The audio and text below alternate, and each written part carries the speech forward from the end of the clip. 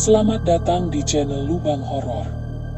Jangan lupa like, komen, dan subscribe agar channel Lubang Horor ini terus semangat dan terus berkembang. Tanpa banyak basa-basi, ayo kita mulai ceritanya.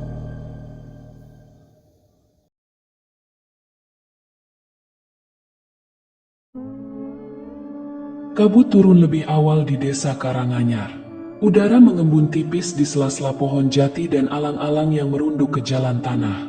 Lonceng kecil di leher kambing terakhir terdengar nyaris tenggelam dalam sunyi.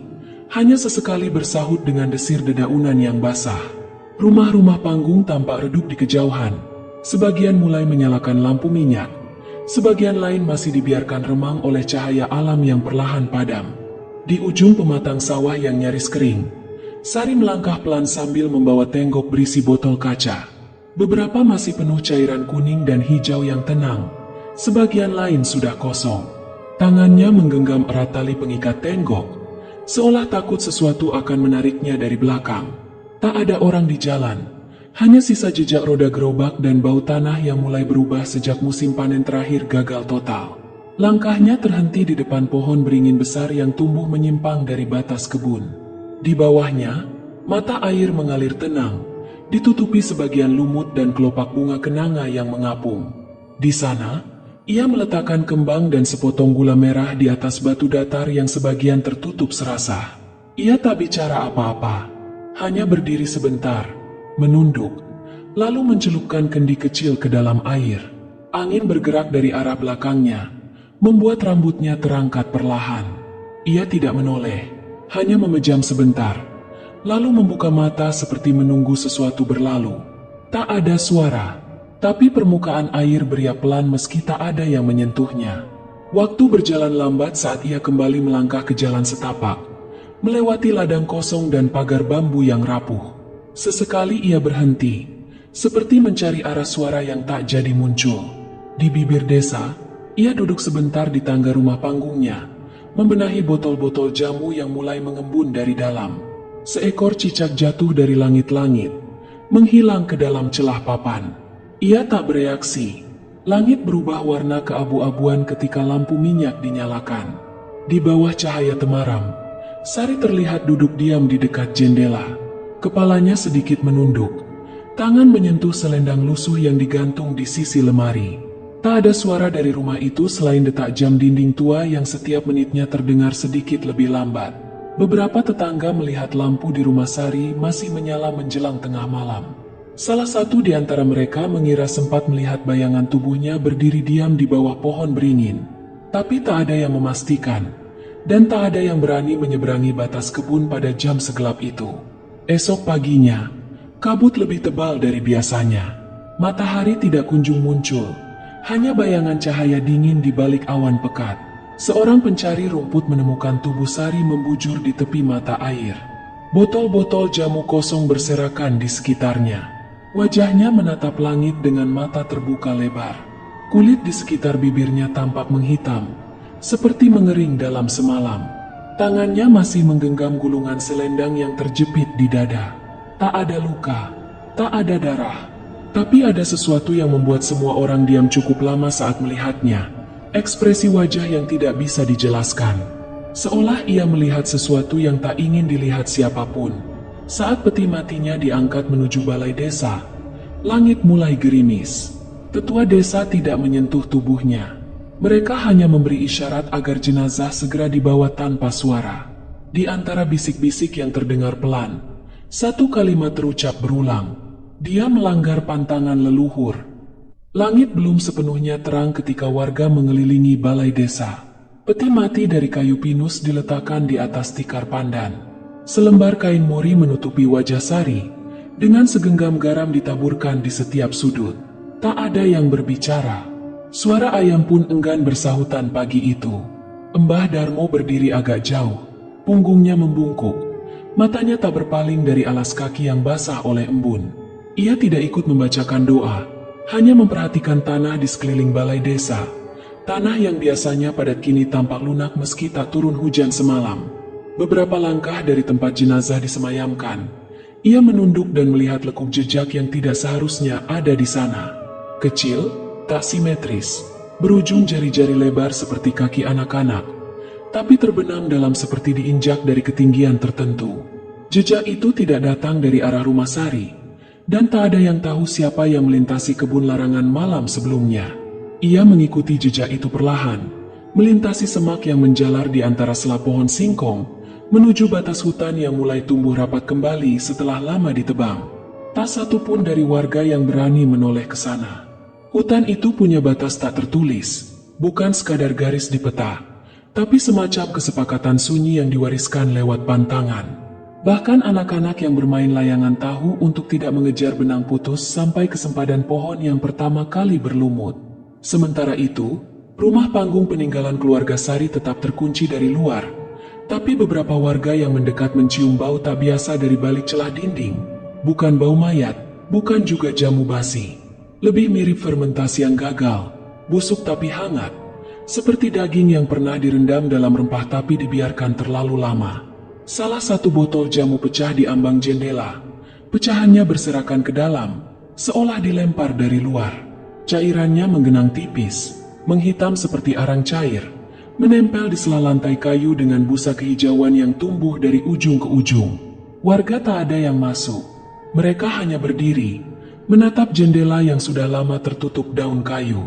Namun di antara mereka, seorang nenek yang biasa menanak nasi untuk sesajen mengatakan sesuatu yang membuat sebagian menoleh, sebagian mundur setapak.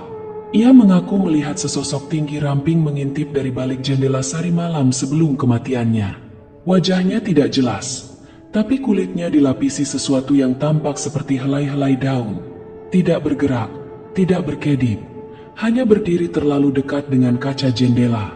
Nenek itu menutup pintunya cepat, tapi tak mendengar langkah pergi.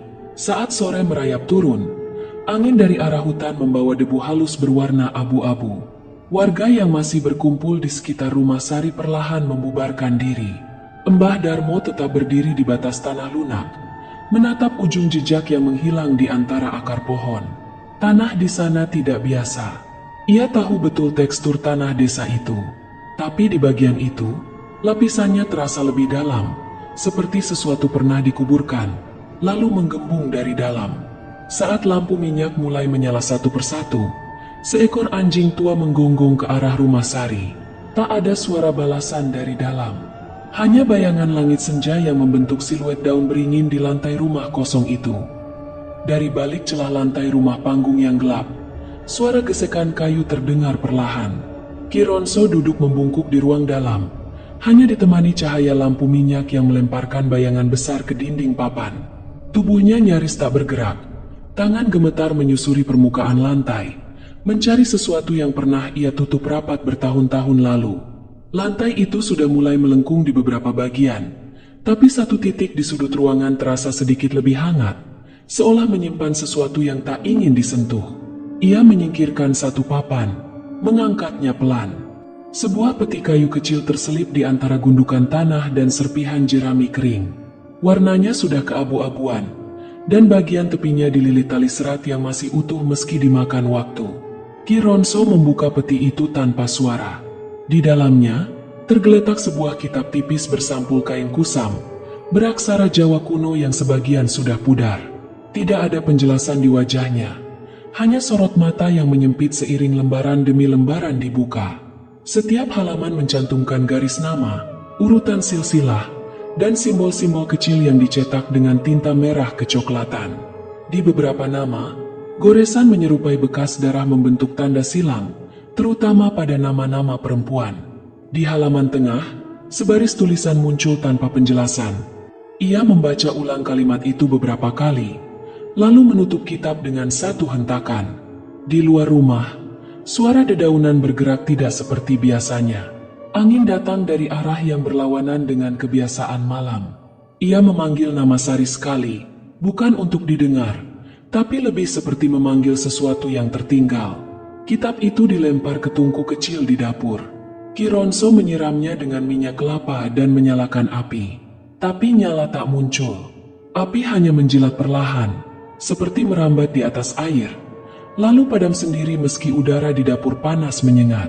Asapnya tidak naik, tapi menyebar ke bawah, menyusup ke celah lantai dan melingkar seperti kabut yang enggan pergi. Dari luar rumah, terdengar bisikan samar seperti suara anak kecil memanggil nama yang tidak dikenali. Ki Ronso diam cukup lama. Pandangannya mengarah ke sumur tua yang letaknya hanya beberapa meter dari dapur. Air di dalam sumur itu sudah lama tidak digunakan. Warga bilang, sejak istri pertamanya jatuh sakit dan meninggal, ia menutup sumur itu dengan kayu palet dan menanam pohon kemuning di sampingnya. Tapi malam itu, daun-daun kemuning berguguran tanpa suara, membentuk pola yang tak terbaca di tanah lembab. Di antara keheningan yang melingkupi rumah, terdengar satu hembusan panjang dari dalam sumur. Seperti ada yang menghembuskan napas keluar, tapi tidak berhenti, seolah berniat memanggil sesuatu dari dasar tanah. Saat Ki Ronso mendekat, suara itu menghilang. Yang tersisa hanya tanah basah yang bergetar pelan, dan bayangan pohon beringin jauh di belakang, yang seolah tumbuh lebih besar dari biasanya. Batangnya seperti berubah arah, condong ke rumah yang telah kehilangan penghuninya.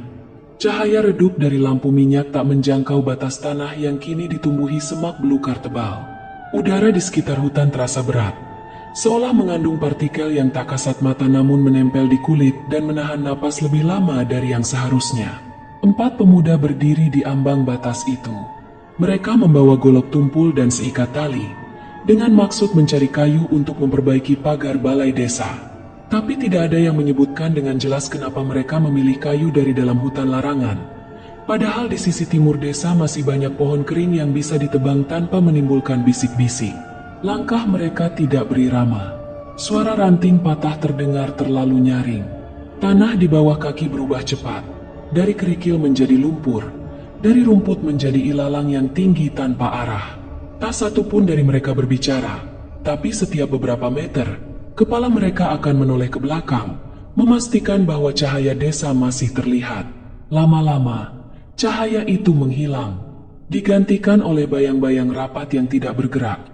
Bahkan saat angin berhembus, ilalang tumbuh rapat membentuk pola melingkar, seperti ladang yang pernah dipijak sesuatu, tapi tak pernah kembali. Joko, yang berjalan paling depan, berhenti mendadak. Tangannya terangkat ke arah dada, lalu menunjuk ke celah pohon di sisi kanan. Di sana, di antara 2 batang randu yang berlumut, ada sesuatu yang berdiri diam. Sosok perempuan, tak bergerak, tidak mengedip, dengan pakaian lusuh dan rambut yang menempel di pipi seperti basah. Matanya tidak putih, warnanya gelap seluruhnya. Tidak terlihat iris, tidak terlihat kelopak. Mulutnya tertutup, tapi kulit di sekitar bibir tertarik, seperti ada sesuatu yang mengikat dari dalam. Tak seorang pun sempat memanggil namanya. Sosok itu menghilang saat daun-daun randu bergoyang tanpa angin. Joko mundur 2 langkah, tapi kakinya terpleset ke dalam cekungan yang baru terbentuk di tanah. Akar-akarnya mengikat betisnya seperti tali lunak, tapi erat. Ia meronta, tapi tidak ada yang memegangnya. Tanah sekitarnya tetap datar, tapi kakinya seolah tertarik ke bawah oleh sesuatu yang tidak terlihat. 3 pemuda lain mencoba menarik tubuhnya keluar. Namun saat tangan mereka menyentuh bahunya, tubuh Joko kaku. Bukan karena kejang, tapi seperti tubuh yang tak lagi memiliki sendi. Ia tidak bicara. Matanya memandang lurus ke arah pucuk pohon. Suara dari balik pohon terdengar seperti nafas panjang ditarik perlahan, tapi tidak dilepaskan. Nafas yang tidak manusiawi. Udara berubah lebih dingin, dan salah satu dari mereka merasakan kulit tangannya membasah tanpa sebab, seperti terpercik kabut yang keluar dari dalam tanah. Saat Joko berhasil ditarik keluar, tanah yang menggenggam kakinya kembali datar dalam hitungan detik. Tak ada lubang, tak ada lumpur, tak ada bekas pijakan. Mereka berempat berdiri terpaku cukup lama, sebelum berbalik arah tanpa membawa sebatang kayu pun. Di sepanjang perjalanan keluar, mereka tidak saling menyapa. Tapi mereka mendengar langkah kelima mengikuti dari kejauhan. Tidak berlari, tidak mendekat, hanya menjaga jarak. Ketika mereka melewati batas desa, suara itu berhenti. Di belakang mereka, padang ilalang yang tadi menyambut telah menghilang, digantikan tanah kosong yang datar seperti baru dibakar. Sejak malam itu, udara di desa Karanganyar terasa lebih pekat. Warga yang biasanya berkumpul di surau selepas maghrib memilih menutup pintu lebih awal. Lampu-lampu minyak dipadamkan sebelum waktunya, seolah ingin menyembunyikan sesuatu dari balik jendela. Lantai-lantai rumah panggung mulai mengeluarkan suara asing. Bukan kayu memuai, bukan tikus yang berlari, melainkan getaran pelan seperti hentakan dari dalam tanah. Di balai desa, tikar digelar, sesajen disiapkan, dan lilin-lilin dinyalakan meski tak ada upacara resmi. Mbah Darmo berdiri di tengah lingkaran itu, mengenakan kain lurik yang tak pernah dipakai sejak terakhir kali sawah desa gagal panen puluhan tahun lalu. Ia tidak membawa kitab, tidak memegang dupa, hanya sebatang kayu arang di tangan dan sebutir telur kampung yang diletakkan di mangkuk tanah liat. Bayangan yang terpantul di dinding balai bergerak tidak sesuai dengan tubuh mereka. Beberapa membesar tanpa sebab, beberapa lain terputus saat tubuh masih berdiri utuh. Saat lilin keempat menyala, angin yang datang dari langit-langit memadamkannya tanpa suara. Asapnya tidak naik, melainkan menyebar mendatar ke arah tikar. Mbah Darmo mulai menari. Gerakannya lambat, nyaris tanpa pola, seperti mengikuti irama yang tidak terdengar. Tubuhnya meliuk, lalu membeku di satu titik. Matanya terbuka lebar, namun tidak melihat siapa-siapa. Dari mulutnya, suara keluar, bukan bahasa manusia, lebih menyerupai gemuruh halus yang pecah di ujung lidah. Tak ada yang memahami, tapi semua yang hadir merasa isi ruangan berubah. Dinding-dinding terasa lebih dekat, dan udara menjadi sangat tipis hingga dada terasa tertarik ke dalam. Telur di dalam mangkuk retak perlahan. Retakan pertama membentuk garis miring, lalu muncul retakan kedua yang membelahnya hingga terbuka. Isinya tidak tumpah. Cairan kuning di dalamnya justru mengeras dalam hitungan detik, berubah menjadi bubuk kecoklatan yang beraroma anyir. Bau besi tua menguar dari situ, seperti darah kering yang sudah lama ditinggalkan. Seseorang di sudut ruangan mencoba berdiri, tapi lututnya lemas begitu melihat bayangan Mbah Darmo mulai bergerak sendiri. Tubuhnya tetap diam, namun siluet di dinding memutar perlahan, mengangkat tangan, lalu menunduk ke arah satu sudut yang gelap. Semua kepala menoleh ke tempat itu, namun tak satu pun berani mendekat. Suara dari arah sumur terdengar jelas malam itu. Bukan suara air, melainkan bunyi berulang seperti lesung ditumbuk perlahan, disertai irama tak beraturan yang menyerupai lagu anak-anak namun tanpa lirik. Irama itu terus berlangsung bahkan setelah upacara selesai, bahkan setelah lilin terakhir dipadamkan, bahkan setelah semua orang pulang tanpa saling bicara. Air sumur berubah warna keesokan paginya. Tidak keruh, tapi merah pucat dengan bau logam. Warga yang mencoba menimba air mendapati tali timba menjadi kaku, seperti ditarik dari bawah. Ember yang digunakan tergores melingkar sempurna di dasarnya, seolah pernah diseret mengelilingi sesuatu yang tajam. Mbah Darmo tak bicara sepatah kata pun setelah malam itu. Ia hanya duduk di beranda rumahnya, menghadap ke arah barat, memandangi deretan pohon yang tak lagi bergoyang. Di sela jarinya, ada sisa arang yang belum habis, masih menghitamkan kulit meski telah dicuci berulang kali. Langkah Wulan terhenti di tangga rumah. Di bawah kakinya, papan kayu berderit pelan, bukan karena rapuh, melainkan seolah sengaja memberi isyarat. Ia sudah beberapa kali melewati tangga itu, tapi baru kali ini bunyinya berbeda, teratur dan dalam, seperti ketukan yang menunggu balasan. Sejak malam suara lesung terdengar dari arah sumur, tidurnya tak pernah utuh. Matanya selalu terbuka tanpa sebab, dan bayangan Sari muncul samar di ujung ruangan. Tidak mengatakan apapun, hanya berdiri dengan wajah yang tak memuat emosi, tapi pandangan matanya menunjuk ke bawah lantai. Ia membawa cangkul kecil dan sebatang lilin. Di kolong rumah, tanahnya tidak kering seperti biasanya. Tanah merah itu berembun, padat, dan mengeluarkan bau dingin yang bukan berasal dari air hujan.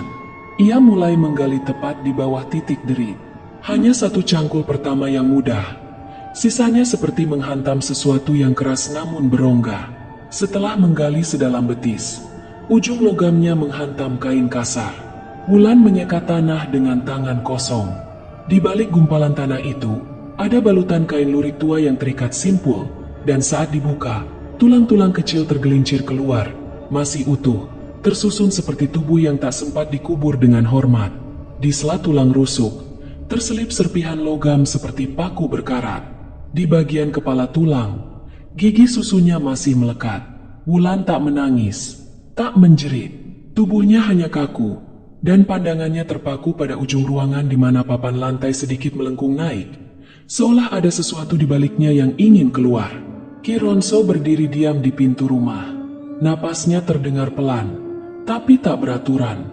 Matanya tertuju pada gundukan tanah yang terbuka, lalu pada wajah Wulan yang tak bergeming. Ia tidak bertanya bagaimana gadis itu bisa tahu tempatnya. Ia hanya menunduk dan membisikkan kalimat yang tidak pernah diucapkan sejak istrinya meninggal. Kalimat itu bukan permintaan maaf, bukan pula pengakuan, melainkan semacam peringatan yang diwariskan diam-diam. Yang terkubur bukan hanya tubuh, tapi perjanjian. Derit papan di loteng mengalihkan perhatian mereka. Bukan suara angin, bukan suara tikus, melainkan langkah pelan yang menghindari setiap paku. Wulan mendongak perlahan. Ada sesuatu di sana. Bukan bayangan, bukan siluet. Wajah kayu, kering dan terbelah di bagian pipi, sedang memandangi mereka dari balik lubang papan. Matanya kosong, tapi mulutnya membentuk senyum kecil. Bukan ramah, bukan menyeramkan, lebih seperti mengingatkan. Angin dari bawah rumah membawa debu halus ke dalam ruangan. Lilin yang dibawa Wulan meredup. Suaranya terdengar retak, seperti sumbu yang kehabisan nyala. Sebelum padam, cahaya terakhir memperlihatkan satu ukiran kecil di sisi balok rumah. Lambang daun kemuning yang terbelah dua, dan di bawahnya, ukiran angka tahun yang tidak terbaca utuh. Hanya 3 digit yang tersisa, dan sisanya telah dikikis paksa. Di luar rumah, pohon kemuning merontokkan daunnya sendiri meski tidak ada angin. Ki Ronso tidak kembali ke kamar. Ia duduk di lantai dapur dengan punggung bersandar pada dinding bambu. Pandangannya kosong ke arah sumur tua yang tertutup papan. Dari sela-sela nafasnya yang pendek dan serak, kalimat-kalimat mulai keluar. Bukan kepada Wulan, bukan kepada siapapun, tapi kepada ruang yang mendengarkan tanpa suara. Ia bercerita tanpa susunan, seperti pecahan ingatan yang tak utuh. Tentang pohon nagasari yang ditebang diam-diam oleh leluhurnya untuk membangun rumah pertama keluarga mereka. Padahal pohon itu tumbuh tepat di atas tanah bekas pemujaan tua. Tentang air dari mata air yang dulunya bening dan tenang, tapi menjadi keruh setiap kali perayaan panen tiba. Tentang anak perempuan dalam tiap generasi yang jatuh sakit tanpa sebab, lalu menghilang tanpa kubur yang layak. Sari tahu lebih awal. Ia menemukan catatan di lemari tua, diselipkan di balik kain batik peninggalan ibunya. Catatan tangan kasar, dengan kalimat pendek yang tak sempat disusun. Kalau sampai dia tahu, jangan biarkan dia mendekat ke mata air. Tapi ia tetap pergi. Ia tetap membawa sesaji. Ia tetap meracik jamunya dari dedaunan yang tumbuh liar di sekitar tempat itu. Meskipun sudah ada peringatan samar dalam mimpi, dan bisikan samar dari pengunjung yang tak punya wajah. Wulan menyentuh ukiran lambang kemuning di balok rumah. Garisnya terasa dalam dan masih baru, seolah tak diukir dengan pisau, melainkan dengan sesuatu yang lebih tajam dan hidup. Ia tidak bicara, hanya mengamati lantai rumah yang retak pelan, seolah kayunya mengembang dan menyimpan tekanan dari bawah. Cermin tua di kamar Sari berembun. Tidak ada air, tidak ada uap, tapi permukaannya mulai menipis, seperti terkelupas dari sisi dalam. Di balik kabut itu, wajah muncul perlahan, matanya kosong, rambutnya basah seperti baru keluar dari air. Tidak bicara, tapi jari-jarinya mengangkat, menunjuk ke arah hutan. Di luar rumah, suara lesung terdengar lagi. Kali ini lebih cepat, lebih berat, seperti ditumbuk oleh tangan yang tak mengenal lelah. Irama itu seolah menuntut sesuatu untuk dipenuhi, dan tidak ada yang berani bertanya apa. Wulan berdiri tanpa berkata-kata. Tangannya mengambil kain selendang biru yang pernah dipakai Sari saat menumbuk ramuan. Selendang itu masih bersih, tidak berbau tanah, tidak basah, seolah belum pernah ditinggalkan. Ia menatap sumur, lalu ke arah hutan yang perlahan diselimuti kabut tipis. Ki Ronso tak mencoba menghentikannya. Ia hanya menunduk lebih dalam, menekan dahi ke lutut, sementara derit rumah semakin nyaring. Bukan karena angin, Tapi karena sesuatu di dalam tanah mulai bergeser, kabut turun pelan, menutupi batas antara jalan tanah dan semak yang mengarah ke mata air. Wulan berjalan tanpa suara, membawa botol tanah liat berisi jamu terakhir yang pernah ia racik bersama Sari. Tangannya menggenggam erat selendang biru yang kini tak lagi dingin, seolah menyimpan suhu tubuh yang belum sepenuhnya padam. Di sekelilingnya, pepohonan tetap diam, tidak bergerak, tapi daun-daun di tanah bergetar seolah mendengar langkahnya. Tanah di dekat mata air basah seperti selalu baru saja diguyur hujan, meski langit tetap cerah tanpa gerimis. Wulan berdiri di tepinya. Air di dalamnya tidak lagi bening, tetapi berwarna kelabu muda, seperti kabut yang larut di dasar sumur. Ia tidak menatap pantulan dirinya. Ia tahu tak akan melihat wajah yang sama. Ia meletakkan botol jamu tepat di pinggir batu yang sedikit retak. Cairan dalam botol tampak lebih pekat dari sebelumnya. Lebih gelap, lebih berat. Saat tutupnya dibuka, aroma rempah bercampur tanah lembab segera menyebar. Ia menuangkan perlahan ke tanah, membiarkan cairan itu meresap sendiri. Tidak ada angin, tidak ada suara, tapi tanah berdenyut di bawah kakinya. Bukan gempa, bukan gerakan liar, lebih seperti napas dalam yang ditahan selama puluhan tahun dan kini perlahan dilepaskan. Ia berbisik, tapi tidak ada kata-kata, hanya bentuk gerak bibir yang tidak selesai, seolah nama yang hendak disebut terlalu tua untuk diingat. Selendang di tangannya dibiarkan meluncur ke tanah, lalu diletakkan di cabang rendah pohon beringin yang tumbuh tak jauh dari mata air. Kain itu tidak jatuh, tidak melambai. Ia menggantung seperti sudah berada di sana sejak lama. Kabut semakin tebal. Warnanya cenderung abu kebiruan, seperti jelaga dingin yang melayang tanpa arah. Pandangan mengabur, dan suara lesung dari kejauhan kembali terdengar. Tapi kali ini tidak datang dari sumur atau rumah panggung, melainkan dari bawah tanah, tepat di bawah tempat Wulan berdiri. Wajahnya tetap tenang. Tak ada tangis, tak ada keraguan. Ia menunduk sebentar, lalu duduk di tepi batu. Tubuhnya tegak namun ringan, seperti menunggu sesuatu yang tahu jalan pulang. Kabut menutup seluruh tubuhnya secara perlahan, bukan menelan, tetapi menyerapnya 1 inci demi 1 inci, hingga tak ada lagi yang tersisa di tempat itu. Saat kabut menghilang, tak ada jejak kaki, tak ada botol, hanya tanah yang tampak lebih bersih dari sebelumnya. Di atas cabang pohon, selendang biru tetap tergantung rapi, tidak kotor, tidak berdebu, seolah baru dijemur semalam dan belum sempat dipakai siapapun. Desa Karanganyar tak lagi ramai. Rumah-rumah ditinggal tanpa pintu, sawah dibiarkan kering, dan suara ayam tak pernah terdengar di pagi hari. Di perbatasan desa, sesajen ditinggalkan diam-diam oleh orang luar, tanpa nama, hanya dengan 1 pesan tertulis di daun lontar. Jangan sentuh air yang tak meminta. Tak ada yang benar-benar mengingat kapan terakhir kali Karanganyar disebut dalam obrolan penduduk desa sekitarnya. Peta lama masih mencantumkan letaknya, tapi jalan setapaknya kini tertutup ilalang dan akar yang membelit. Tidak ada penanda, tidak ada petunjuk arah. Hanya sehelai kain yang kadang ditemukan tergantung di dahan rendah, bersih tanpa sebab, tak berbau meski sudah basah hujan. Para peziarah, entah siapa yang memulai, sesekali datang, meninggalkan sesaji dalam mangkuk kecil berisi air, selembar daun sirih, dan seruas akar yang tak dikenal. Mereka tidak bicara, hanya duduk sejenak, lalu pergi sebelum kabut naik dari tanah. Di pasar kampung sebelah, sempat beredar cerita tentang seorang perempuan muda yang menawarkan jamu di senja hari. Wajahnya datar, suaranya nyaris tak terdengar, dan langkahnya ringan seperti tidak menyentuh tanah. Orang-orang bilang ia hanya muncul jika ditatap lewat pantulan kaca atau permukaan air yang tenang. Mereka yang menerima jamunya sering bermimpi tentang tangan kecil yang menggenggam lesung, atau suara tumbukan yang tak berhenti meski mata sudah terbuka. Beberapa rumah di desa tetangga meletakkan saringan bambu di depan pintu. Bukan untuk menyaring debu, tapi untuk mendeteksi kalau ada sisa serbuk jamu di sana saat fajar. Mereka tahu sesuatu telah singgah. Tak ada yang tahu pasti bagaimana kutukan itu bekerja. Tidak ada nama yang disebut. Tidak ada ritual pengusiran, karena tidak ada yang diusir. Hanya tanah yang mengingat. dan air yang tidak pernah lupa siapa yang mengambil, siapa yang menolak, dan siapa yang menggantikan. Desa Karanganyar mungkin telah hilang dari mata, tapi tidak dari tanah. Ia hanya menunggu yang berikutnya, yang akan menumbuk, meracik, dan menuang tanpa bertanya. Demikianlah kisah kali ini.